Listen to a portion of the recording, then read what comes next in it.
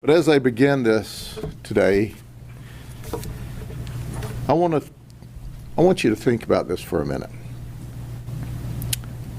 You come to this country legally. You go through the processes. After you come here, you establish a small business. You work really hard with all of your family members, and you're able to live in a nice community, a gated community. You're Asian American. Do you know, out of the 9 arrests we made in this case, 7 of our victims were Asian American. They were targeted. We are also looking at the possibility of whether or not this was a hate crime. And the people that committed this hate crime against these wonderful Americans, many of them came to this country, or their forefathers came to this country to start businesses and be successful and live the American dream, were victimized by a bunch of illegal aliens who came here as criminals to do criminal acts. And that's what we're going to talk about today.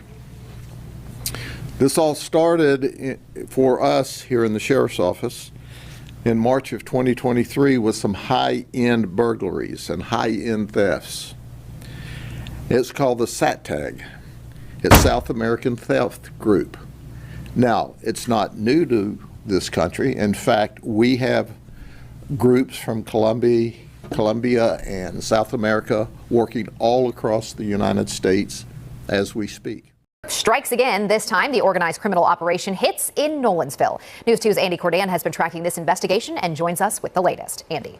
Hey there, Haley. You know, according to the police, the group hit 2 homes yesterday. And as you're about to learn, these criminals, well, they're coordinated and tactical.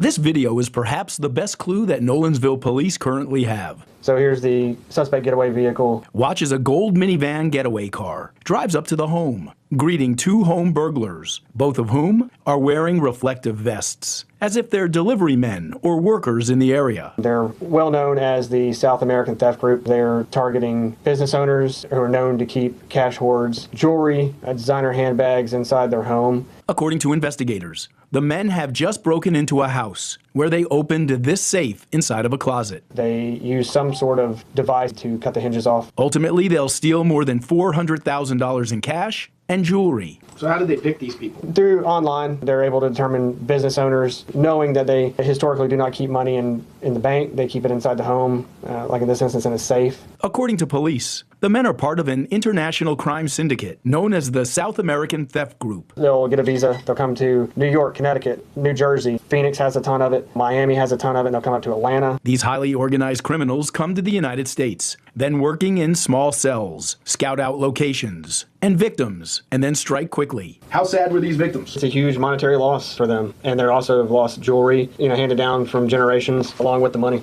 They're absolutely well organized. They do their intelligence before they come to whatever community across the U.S. that they're going to know who they're going to hit. They know when they need to hit and what they're exactly going after. They're focusing on high-end houses. They're focusing on business owners, local business owners. And these 4 folks that I'm going to talk to you about for a few minutes, guess how they all got here across the southern border? They're all here illegally. Well, some of them are not here, and I'll explain that. So while you have a group of Asian Americans that came here legally, or their parents did, or running beautiful restaurants, you have this group of folks who have stolen, that we've documented, just about $1.7 million from them in cash, in jewelry, and high-end jewelry, in clothes. And think about this. What makes these folks so really, really dangerous? They are professional burglars. This is organized retail or organized criminal conduct at retail facilities such as our Asian American restaurants. What's interesting about this is they go to the restaurants and they photograph the outside of the restaurant, the inside of the restaurant. They not only photograph the restaurants, they determine who the owners are. They do their due diligence. They search the public record. They identify the owners. They set up surveillance and counter surveillance. They follow these people to their homes. Then they photograph their homes. And they look at their alarm systems. And they look at the cameras in the neighborhood. And they have Wi-Fi jammers and ways to bypass alarm systems. And then once they have their victims patterned, then they attack. They will dress in burqas. They will dress in lawn maintenance equipment, uniforms, like they're there with the lawn service. They will ride scooters through the neighborhoods. They'll be wearing jogging clothes.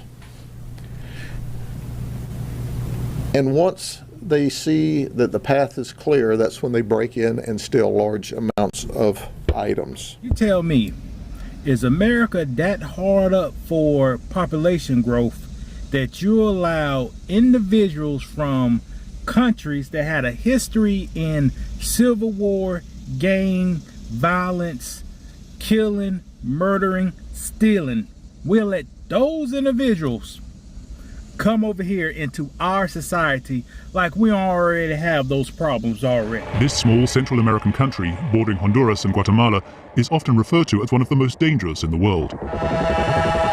Every year, between 3,000 and 6,000 people are murdered in El Salvador, shocking for a population of just 6 million. Since the 1990s, the country has faced an extremely violent gang war. Think about it, guys. Just think about it. We will segregate guest individuals from war-torn countries from Africa and the Middle East, Yemen, Afghanistan, Egypt, Morocco. We are second-guess those people because they have a history of terrorism. Hunter does say Trump's remark to begin our coverage. Here he is. When talk turned to Haiti and countries in Africa at that meeting, he apparently said, this is a quote, "Why are we having all these people from shithole countries come here?" But we'll just accept anybody from Central America. You come to the border, you're coming in. If you look at the numbers, Asian people are getting in through the border. Asian people are flying to Mexico, working their way up to get in America for free.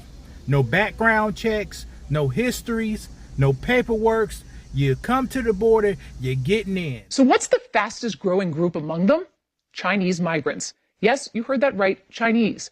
We saw large groups, including many from the middle class, come through a 4-foot gap at the end of a border fence 60 miles east of San Diego. When you're getting in, guess where you're coming? You're coming to Florida, you're coming to Texas, you're coming to Arizona, they go ship you to Michigan, you're coming to North Carolina, you're going to New York City. And there's no background checks. That's not dangerous. That's not a terrorist. That's not nothing terrorist. When you vote for the people, vote for what's best for America. Don't now see, when you let all these other people in here, it's not helping your average American, because your average American does not employ these people. But your very few Americans that's at the top, they take these individuals, they employ them, they give them government benefits. See, what happened with government benefits? Walmart makes a killing. Section 8 tenants makes a killing. CVS makes a killing. Grocery stores makes a killing with all these benefits. Walmart is offering a new option for families using Supplemental Nutrition Assistance Program, or SNAP benefits. The SNAP payment option makes it easier to pick up groceries without leaving your car. Walmart says it's the first retailer to offer this method of payment for online grocery pickup. Walmart plans to have more than 3,000 pickup locations by the end of the year, continuing to make things convenient for everyone. Your average America do not own Walmart. Corporations benefit from this influx of people, because all these people need clothing, food, this and that. And who's going to pay for it? Your average citizen. Who's going to benefit?